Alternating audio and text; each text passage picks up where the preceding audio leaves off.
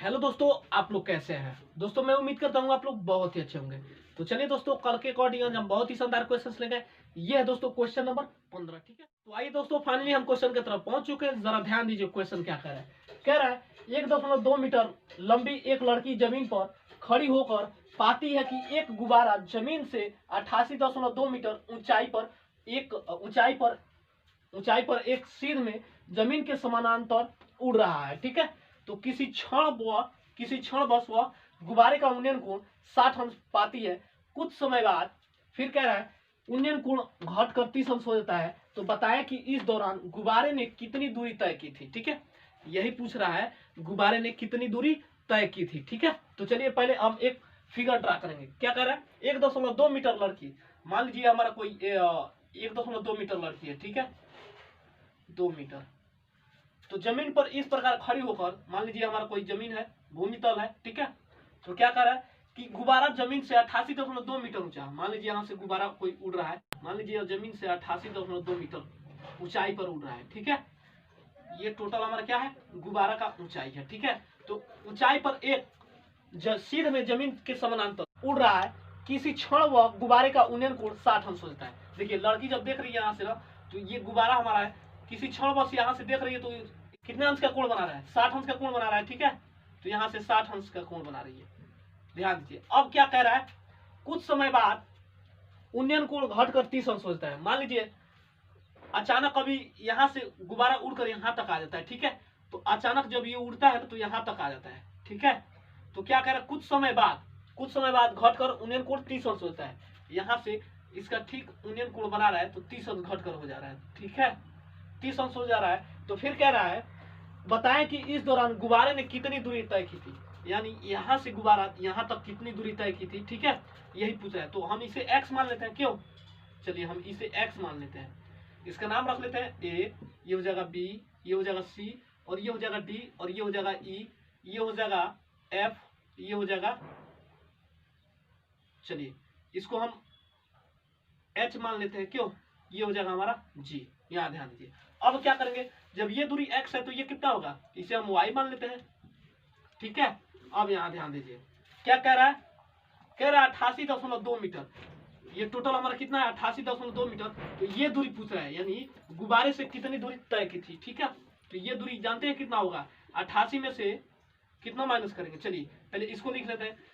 चलिए इसको हटा के यहाँ, जब ये लड़की 1.2 मीटर है तो ये भी 1.2 ही मीटर होगा। ठीक है, ये भी 1.2 मीटर होगा। ठीक है, अब यहाँ आइए, अब क्या कह रहा है, कह रहा है ये लड़की 1.2 मीटर है, तो ये जानते हैं कितना होगा, मान लीजिए ये दूरी तो पूरा हमारा कितना है 88.2 मीटर है, तो घट के कितना आएगा मालूम है, जानते हैं दूरी कितना हो जाएगा 87 मीटर, क्योंकि 88 में से 1.2 मीटर जाएगा तो कितना बचेगा हमारा 87 मीटर।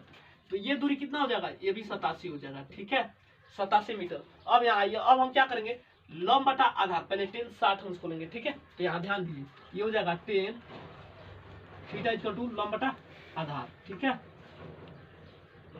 अब यहाँ आइए, अब देखिए लंब हमारा कितना है, ये तो हमारा g है ना, तो GE होगा। ठीक है, FG होगा। तो देखिए ये हो जाएगा 10 60 अंश, लंब कितना है GE,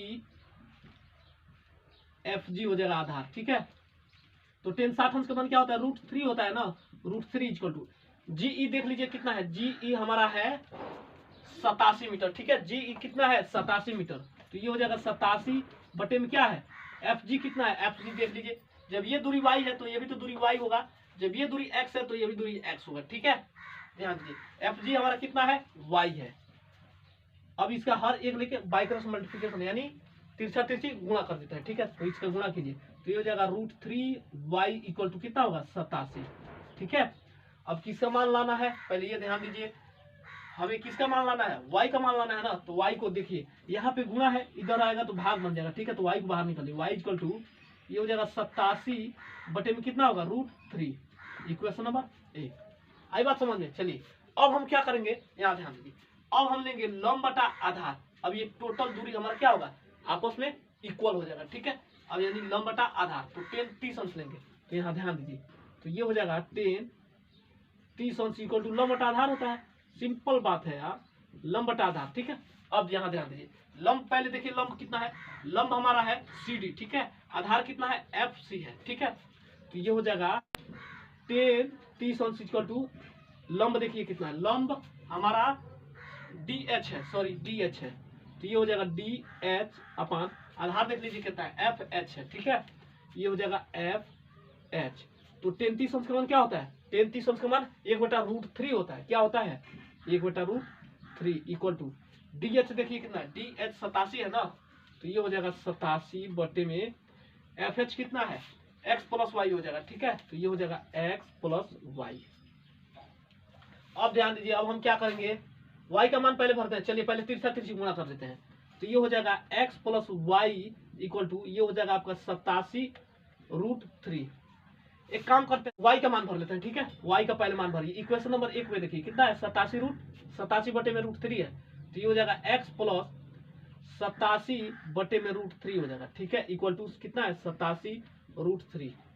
अब यहाँ ध्यान दीजिए, ये इधर प्लस है इधर आएगा माइनस हो जाएगा, तो x को बाहर निकालिए, तो ये हो जाएगा x इक्वल टू आपका हो जाएगा 87√3 माइनस ये हो जाएगा आपका 87 बटे में क्या है √3, इसका हर एक लेके बाई तरफ मल्टीप्लिकेशन अर्थात तिरछा तिरछी गुणा, ठीक है, तो इसका गुणा कीजिए, तो ये हो जाएगा x इक्वल टू देखिए इधर भी √3 है इधर भी √3 है, जब वर्ग टूटता है तो रूट भी टूटता है, तो एक 3 बाहर क्या होगा ऑलरेडी निकल जाएगा, ठीक है, तो इसका गुणा कीजिए, तो ये हो जाएगा 7 3 का 21 का 1 हासिल गया 2, ठीक है। अब यहाँ ध्यान दीजिए 8 3 का 24 2 कितना होता है 26 यानी 261 माइनस ये हो जाएगा 87 एकम 87 बटे में क्या है √3 है, ठीक है। अब तो ये हो जाएगा x इक्वल टू 261 में 87 माइनस करेंगे कितना बचेगा आपका 174 बचेगा ना, तो ये हो जाएगा 174 बटे में क्या है √3। अब एक काम करते हैं डायरेक्ट इसका परमेकरण करा देते हैं, क्यों, चलिए परमेकरण किससे कराएंगे √3 अपान √3 से, ठीक है। अब यहाँ ध्यान दीजिए गुणा में क्या होता है, गुणा में मैंने बताया था ऊपर का ऊपर और नीचे का नीचे होता है, ठीक है, तो इसका गुणा कीजिए, तो ये हो जाता है x इक्वल टू 174 √3 होगा ना √3, यहाँ देखिए ये तो √3 कैंसिल हो जाएगा, तो 1 3 बाहर निकल जाएगा ना, इसको काट लीजिए, ये कितने बार में जाएगा 3 5 15 2 बचा 8 3 का 24 यानी 58 बार में जाएगा, ठीक है, तो ये हो जाएगा x इक्वल टू 58√3।